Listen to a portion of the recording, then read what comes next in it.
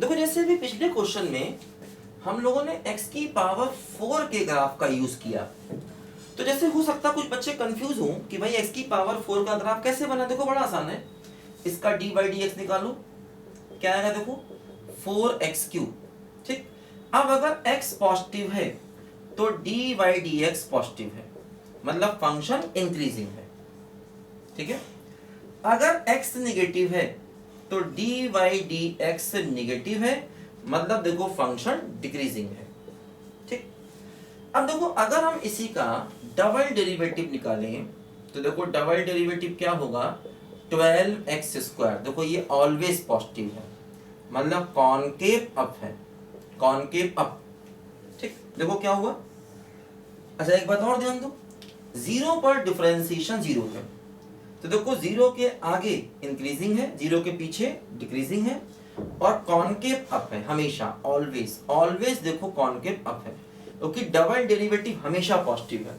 तो मतलब देखो ये ग्राफ ऐसे बनेगा, ऐसे करके, ये ऐसे।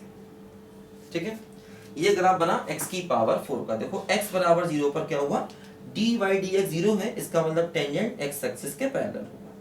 देखो डिक्रीजिंग फिर इंक्रीजिंग और concave up, always concave up. देखो ये इसका ग्राफ है।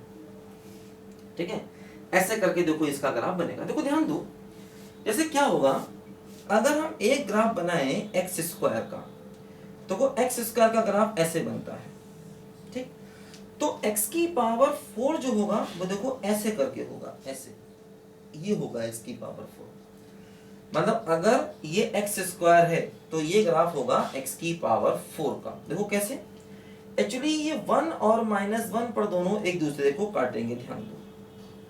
ठीक, अगर x 1 से बड़ा है तो x की पावर 4 x² से बड़ा होगा, अगर x 1 से कम है तो x की पावर 4 x² से कम होगा, ध्यान दो, है ना।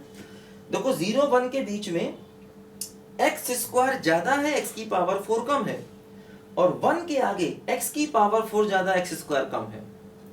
तो मतलब अगर x 0 1 के बीच में होगा, अगर x 0 1 के बीच में होगा तो x की पावर 4 की वैल्यू x² की तुलना में कम होगी, लेकिन अगर x 1 से ज्यादा होगा तो x की पावर 4 की वैल्यू ज्यादा है और x² की वैल्यू कम है। यही बात इधर भी है।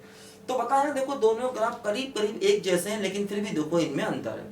अब ऐसे मान लो अगर हम x की पावर 6 ले लें तो x की पावर 6 देखो और ऐसे करके हो जाएगा, इधर इसके और नीचे हो जाएगा, ऐसे करके ये।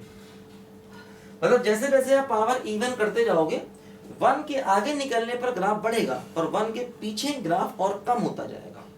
क्योंकि ये बात मैंने पहले बताई होगी आपको कि जैसे आप अगर x को 0 1 के बीच में लेंगे तो पावर बढ़ने से वैल्यू कम हो जाती है, ध्यान देना, पावर बढ़ने से वैल्यू कम हो जाती है। और अगर x 1 से ज्यादा लेंगे तो पावर बढ़ने से वैल्यू ज्यादा होती जाती है, ध्यान देना हमेशा। तो इसलिए देखो 1 के आगे x4 ज्यादा है, x² कम, और 0 1 के बीच में x² ज्यादा है, x4 कम। और जैसा ओरिजिन के राइट में है वैसा ओरिजिन के लेफ्ट में है, क्योंकि दोनों के दोनों फंक्शन जो हैं वो इवन फंक्शन है। तो ये मैंने बताया आपको, कोई भी ग्राफ में कंफ्यूजन हो तो हमेशा डिफरेंशिएशन और डबल डिफरेंशिएशन से आप बना सकते हो जल्दी से। ठीक है, लिखो फटाफट जल्दी इस बात को।